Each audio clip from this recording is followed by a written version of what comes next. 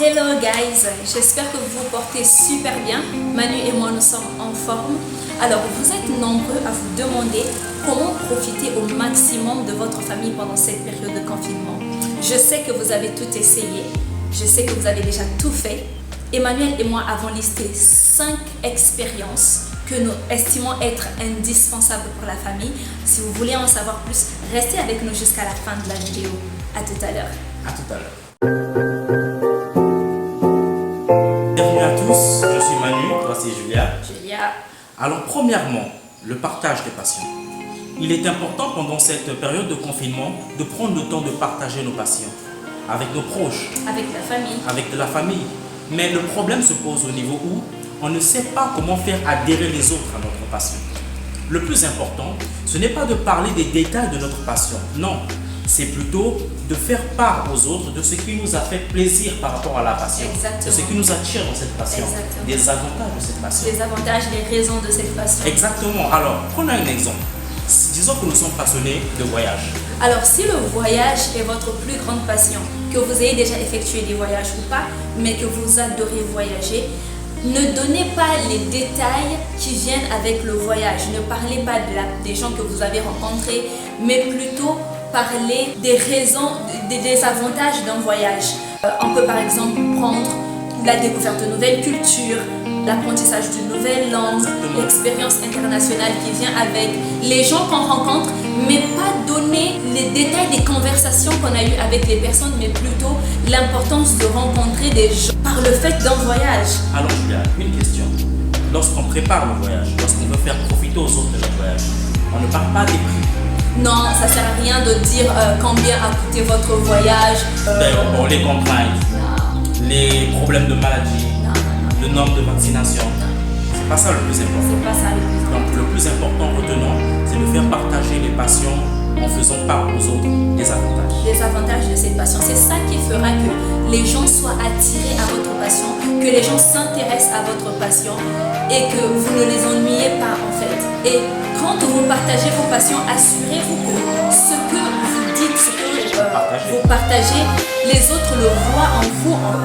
Deuxièmement, apprendre sur la famille élargie dans le contexte africain. Le constat est que beaucoup d'adolescents et même d'adultes ne connaissent pas ou presque très peu les membres de leur famille élargie. Cela est dû au fait que les familles africaines se calquent de plus en plus au modèle occidental de la famille, c'est-à-dire papa, maman, les enfants. Yes. Alors que la famille africaine, c'est beaucoup plus que ça. Donc il est important pendant cette période de confinement de prendre le temps de parler des liens de famille, Exactement. de parler des souvenirs de famille. Évoquer les expériences qu'on a eues avec tel neveu. Donc prenons le temps, nous parents, d'expliquer aux enfants quels sont les différents liens qu'il y a dans la famille, comment la famille est organisée, comment la famille est hiérarchisée. Exactement. Parce que nous hiérarchisons la famille en Afrique. Exactement. Qui prend la parole en premier pendant les réunions de famille? Qui est le chef de famille?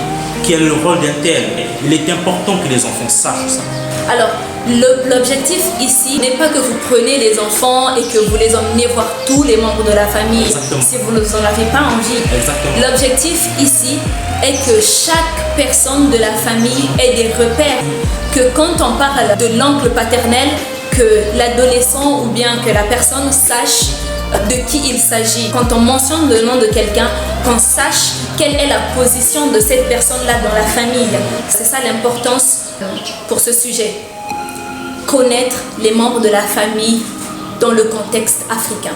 Initier des projets de famille, des projets à court, moyen ou pourquoi pas des projets à long terme. Il est important pendant ce confinement d'en profiter pour élaborer, pour mettre en place des projets de famille. Exact. Pourquoi? Parce qu'un projet de famille permet de réunir toute la famille autour d'un objectif commun. Autour d'un but Autour commun. d'un but commun, exactement. Le potager, c'est un exemple formidable, Emmanuel. Pourquoi? Parce que c'est toute une leçon de vie. On va apprendre aux plus jeunes qu'en semant quelque chose, on en récolte des fruits. Exactement. Et ces fruits-là peuvent avoir une valeur financière si on décide de les vendre. Exactement. Ou même une valeur vivrière si on décide de se nourrir de ça. D'accord. Second exemple, Le bricolage. Le bricolage est une opportunité, une occasion formidable pour la transmission des connaissances, la transmission des compétences aussi. Ouais. Elle permet à un père d'apprendre à son fils comment changer une ampoule, comment déboucher un évier, comment faire des petits travaux de plomberie. Et c'est important. Pourquoi? Parce que ça fait des économies. En main-d'œuvre, on n'a plus besoin forcément d'appeler un professionnel pour changer une ampoule. Parfois, c'est une petite chose à faire seulement. Exactement. C'est bénéfique pour l'autonomie. On est indépendant. Voilà, on est indépendant. Quatrièmement, créer un environnement qui soit propice à la découverte de soi, mais aussi à la découverte des autres. Pourquoi est-ce que j'insiste sur ce point? Parce que souvent, beaucoup de personnes se voient freiner dans leur potentiel, se voient freiner dans leurs ambitions, parce qu'ils évoluent dans un environnement qui n'est pas propice à la liberté d'expression, qui permettent à tous les membres de la famille, surtout aux enfants, de libérer leur potentiel. Apprendre à se connaître et aussi connaître les autres. Exactement. Du coup, ils se voient freinés, ils ne savent pas exprimer leurs émotions, ils ne savent pas exprimer leurs ressentis. Voilà pourquoi nous vous conseillons vivement, nous vous exhortons, chers parents, chers aînés, d'aider ou sinon de créer un environnement qui soit propice à la libération du potentiel. Exactement. Alors, le but ici n'est pas de le laisser aller. Exactement. Ou bien d'autoriser la pagaille. De créer la cour du roi Péto. L'indiscipline dans la maison. Exactement. Non. Le but ici est de créer un environnement où on peut observer, encourager, corriger s'il le faut, pour permettre à tout un chacun de mieux se connaître, de connaître ses limites, mais aussi de connaître son potentiel. Exactement.